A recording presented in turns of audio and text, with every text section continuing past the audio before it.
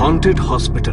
दिल्ली के एक सरकारी अस्पताल में विजय ने आज ही ज्वाइनिंग की थी। विजय एक एमबीबीएस डॉक्टर था जिसने मुंबई के गवर्नमेंट हॉस्पिटल से अपना ट्रांसफर दिल्ली करवा लिया था। विजय की अस्पताल में नाइट शिफ्ट थी। उसने सब वार्ड्स में जाकर मरीजों को चेक किया। रात के लगभग 11 बजे तक वो फ्री होकर अपने केबिन में आकर बैठ गया। तभी बाहर से उसे कुछ शोरगुल की आवाज आई। वो जल्दी से बाहर गया। सर, मैं आपसे कह रही हूँ ना कि अभी हॉस्पिटल में कोई भी रूम अवेलेबल नहीं है। हम इन्हें एडमिट नहीं कर सकते और वैसे भी इनकी कंडीशन इतनी ज्यादा सीरियस नहीं है, तो प्लीज आप इन्हें कहीं दूसरे अस्पताल में ले जाइए। अरे ये क्या तरीका है पेशेंट से बात करने का? और नीचे एक वार्ड खाली तो पड़ा है। जब मैं सुबह आया था तो मैंने देखा था उधर लॉक लगा था।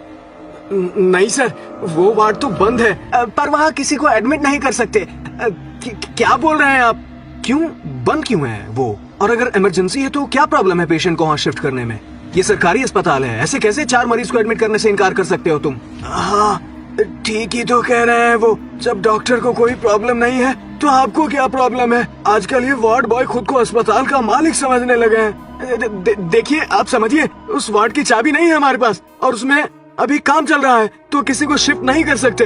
आपको कहा ना हमने कि किसी और अस्पताल में चले जाइए, क्यों अपना समय खराब कर रहे हैं? वार्ड बॉय ने जैसे तैसे करके उन्हें वहाँ से भेज दिया और बात को रफा दफा कर दिया। लेकिन ये बात विजय को हजम नहीं हुई। वो उनके जाने के बाद सीधा नीचे गया। नीचे वाले फ्लोर पर ऑफिस रूम में सभी वार्ड्स की चाबियां थी। विजय ने वार्ड नंबर 1 की चाबी निकाली और उसका ताला खोलने लगा। तभी वार्ड बॉय वहाँ पर आ गया और उसने विजय के हाथ से चाबी छीन ली। अरे क्या कर रहे हो सर आप? मैंने बोला ना बंद है ये, नहीं खोल सकते इसे। अरे तुम्हारी परेशानी क्या है? ऐसा क्या है इस वार्ड में जो नहीं खोल सकते इसे? खामखा उस पेशेंट को भी एडमिट नहीं करने दिया। अभी चाबी दो मुझे उसकी। अरे सर, आप समझने की कोशिश क्यों नहीं कर रहे? ये वार्ड ठीक नहीं है। इसमें जो भी मरीज एडमिट हुआ उसके साथ कुछ न कुछ मनहूस घटना हुई है। क्या भला इस बात का क्या मतलब हुआ? सर, कुछ साल पहले इस वार्ड में एक औरत एडमिट हुई थी। उसके साथ उसका पति भी रात में इधर ही रुकता था। बहुत सनकीसा आदमी था वो। उसने इस वार्ड में पत्नी को मारकर खुद भी आत्महत्या कर ली थी। उस दिन के बाद जो भी इसमें एडमिट हुआ उसे वो दिखाई देने लगा। और सिर्फ पेशेंट्स ही नहीं, रात को स्टाफ ने भी इस रूम में बहुत सारी हलचल देखी, उसकी परछाई देखी। वो कुल्हाड़ी लेकर चलता था। उसकी आवाज सुनी है सबने। उसकी आत्मा ने ही कई पेशेंट्स को मारा है। वो अभी भी यहाँ पर भटकती है, इसलिए इस रूम को लॉक कर दिया है ताकि कोई इसके अंदर न जाए। क्या तुम पागल हो गए हो क्या? भूत प्रेत आत्मा पता नहीं क्या क्या बोल रहे हो। अरे हॉस्पिटल में जॉब करते हैं हम लोग और बदकिस्मती से यहाँ पर बहुत लोगों की जाने जाती है। तब तो यहाँ पर हर कमरे में तुम्हें आत्मा दिखाई देनी चाहिए, बेवकूफ। इससे पहले कि डॉक्टर विजय कुछ और बोलते, एक पेशेंट की तबीयत खराब हो जाती है और वो उसे देखने के लिए चले जाते हैं। उस रात तो बात आई गई हो जाती है और डॉक्टर विजय भी उस वार्ड के बारे में भूल जाते हैं। तभी एक रात डॉक्टर विजय नीचे वाले फ्लोर का चक्कर लगा रहे थे। तभी उन्होंने देखा कि वार्ड नंबर 1 के अंदर एक पेशेंट है जो अपने बेड पर लेटा हुआ है और एक छोटे बच्चे के रोने की भी आवाज उसी ओर से सुनाई दे रही थी। अरे, वार्ड बॉय ने तो कहा था इस वार्ड में कोई नहीं जाता। उस दिन तो मुझे इसका लॉक भी खोलने नहीं दे रहा था और आज इसके अंदर पेशेंट एडमिट है।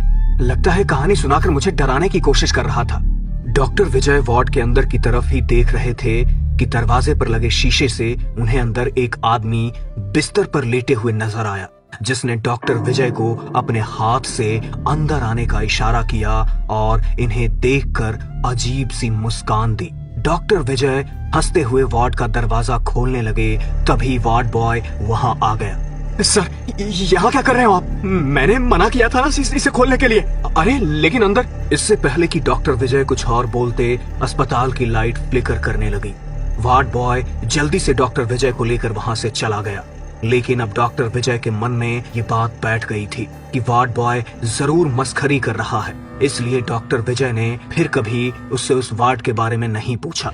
अब डॉक्टर विजय को वहां काम करते करते लगभग 1 महीना बीत गया था। रोज की तरह ही डॉक्टर विजय ने सब वार्ड्स में राउंड लगाया, लेकिन आज ड्यूटी करके उनके सर में दर्द होने लगा था।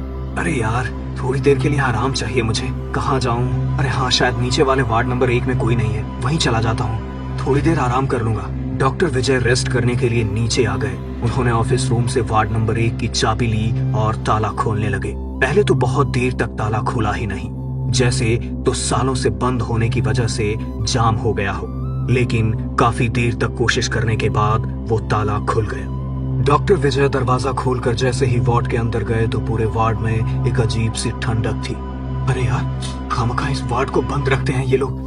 कितनी अच्छी खासी ठंडक है यहाँ पर। इतना ठंडा तो हॉस्पिटल के बाकी कोई भी रूम में नहीं है। थोड़ी देर लेट ही जाता हूँ। डॉक्टर विजय अपना मोबाइल साइड टेबल पर रखकर आराम से लेट गए। तभी वार्ड का दरवाजा अपने आप बंद हो गया।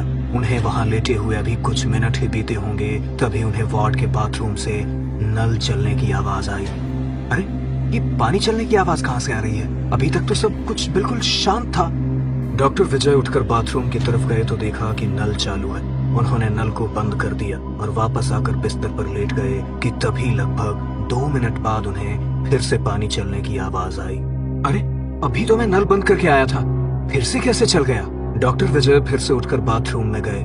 नल चालू था। ये बात डॉक्टर विजय को कुछ अजीब सी लगी। उन्होंने फिर से नल को बंद किया। तभी उन्हें लगा कि वॉश बेसिन के ऊपर लगे शीशे में उन्हें अपने पीछे कोई खड़ा दिखा। उन्होंने जैसे ही दोबारा से शीशे में देखा तो किसी की परछाई अचानक उनके पीछे से गायब हो गई। डॉक्टर विजय तुरंत पीछे मुड़े। तभी उनके कानों में किसी की अजीब सी हंसी की आवाज पड़ी। जैसे ही वो बाहर आने को पलटे, बाथरूम के फर्श पर उन्हें खून बिखरा दिखाई दिया और पास ही में खून से सनी कुल्हाड़ी भी रखी हुई नजर आ रही थी। विजय घबराकर जल्दी से बाथरूम से बाहर आ गए। उन्होंने बाथरूम के दरवाजे को बाहर से लॉक कर दिया और वापस से बिस्तर पर आकर लेट गए। लेकिन तभी उन्होंने देखा कि बाथरूम के दरवाजे पर लगा लॉक अपने आप खुल रहा है। ये सब क्या हो रहा है?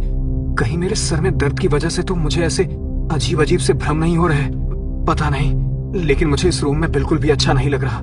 यहाँ से बाहर ही चला जाता हूँ। डॉक्टर विजय अपने बिस्तर से उठकर दरवाजे की तरफ गए। उन्होंने जैसे ही दरवाजा खोलने की कोशिश की तो दरवाजा मानो जाम हो गया। उनकी लाख कोशिश करने के बाद भी दरवाजा नहीं खुला। तभी उन्हें अपने पीछे से एक अजीब सी हंसी सुनाई दी। कहीं कोई मेरे साथ मजाक तो नहीं कर रहा? कोई भी तो नहीं था यहाँ पर।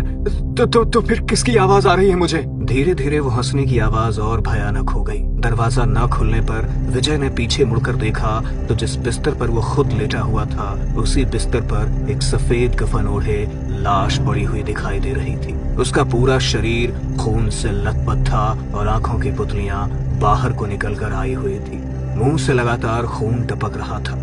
अचानक सामने बिस्तर पर एक लाश देखकर विजय पसीने पसीने हो गया था। विजय हिम्मत करके उसके नजदीक गया तो लाश उसे देखकर भयानक तरीके से मुस्कुराने लगी।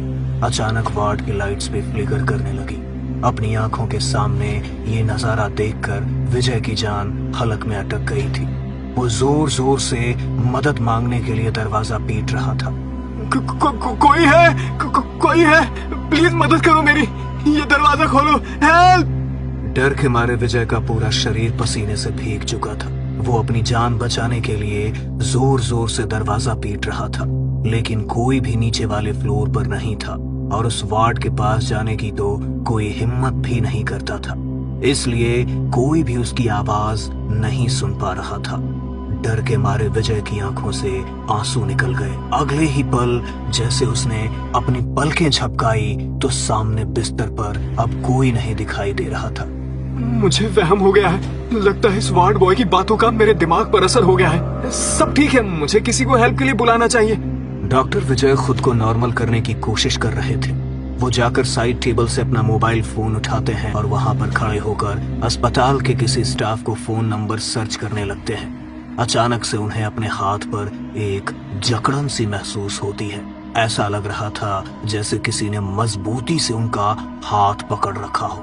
डॉक्टर विजय मुड़कर बिस्तर की तरफ देखते हैं तो उन्हें एक बार फिर से वही कफन में लिपटा हुआ आदमी बेड पर पड़ा हुआ नजर आता है, जिसने अपने हाथों से उनकी कलाई को पकड़ रखा था। विजय पूरी ताकत लगाकर उस हाथ की पकड़ ढीली करने का प्रयास कर रहा था, लेकिन पकड़ ढीली नहीं हो पा रही थी।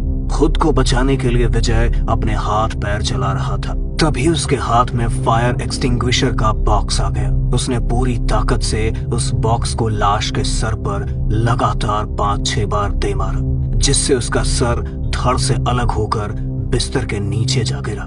लेकिन अभी भी वो उसी भयानक तरीके से मुस्कुरा रहा था। विजय डर से बुरी तरह कांप रहा था, लेकिन तभी उसने विजय की कलाई से अपनी पकड़ छोड़ दी और नीचे गिर पड़ा। विजय जल्दी से उठकर फिर से मदद के लिए चीखने लगा, लेकिन उसी पल उसे हंसने की तेज आवाज सुनाई दी। विजय ने घबरा कर उस ओर देखा। वो लाश बिस्तर से उठकर चलती हुई बेड की तरफ जाने लगी और अपने सर को उसने वापस अपने धड़ में जोड़ दिया। विजय को कुछ भी समझ नहीं आ रहा था कि आखिर ये सब क्या चल रहा है। तभी वो आत्मा अचानक बाथरूम के अंदर चली गई। प्लीज कोई दरवाजा खोल दो, वरना वो मुझे मार डालेगा। Please help me. विजय ने अपना दिमाग लगाया और फायर एक्सटिंग्विशर का बॉक्स उठाकर जोर से दरवाजे पर दे मारा। विजय की किस्मत अच्छी थी कि दरवाजे का कांच टूटकर बिखर गया और फायर एक्सटिंग्विशर बाहर जाकर गिरा। तभी पीछे से विजय को एक आवाज आई। उसने पीछे मुड़कर देखा तो वो लाश अपने हाथ में एक कुल्हाड़ी लिए उसकी तरफ बढ़ रही थी। दरवाजा टूटने की आवाज सुनकर फर्स्ट फ्लोर पर काम कर रहे स्वीपर जल्दी से भागकर वहां आ गए। तभी उन्हें विजय के चिल्लाने की आवाज सुनाई दी। स्वीपर दरवाजा खोलने की कोशिश कर रहा था, वहीं दूसरी ओर वो लाश डॉक्टर विजय के सिवा किसी को नजर नहीं आ रही थी और वो कुल्हाड़ी लेकर उसे मारने के लिए उसकी ओर बढ़े जा रही थी। तभी एक दूसरा वार्ड बॉय अस्पताल के मंदिर से गंगा जल लेकर आया और उसे कमरे के अंदर छिड़क दिया। गंगा जल का स्पर्श पड़ते ही वो लाश अचानक दिखाई देना बंद हो गई और जाम हो चुका दरवाजा भी झटके से खुल गया। उन्होंने डॉक्टर विजय को वार्ड नंबर 1 से बाहर निकाला। उनकी हालत डर के मारे बहुत खराब हो चुकी थी, इसलिए उन्हें इमीडिएटली एडमिट कर लिया गया। लेकिन उस रात जो डॉक्टर विजय के साथ घटा वो उसे कभी भूल नहीं पाए। जिन बातों पर उन्हें कभी यकीन नहीं था वो उन्हीं के साथ घटित हुई और उन्हें यकीन हो गया कि इस दुनिया में भूत प्रेत सच में होते हैं। वार्ड नंबर 1 के गेट को ठीक करवा के उसे परमानेंटली लॉक करवा दिया गया। अब किसी को भी वहां पर जाने की परमिशन नहीं है और अगर कभी उस फ्लोर पर डॉक्टर विजय की ड्यूटी लगती है तो उस वार्ड की तरफ जाते ही उनकी रूह कांप जाती है और उनके कानों में उसी हंसी की आवाज गूंज उठती है।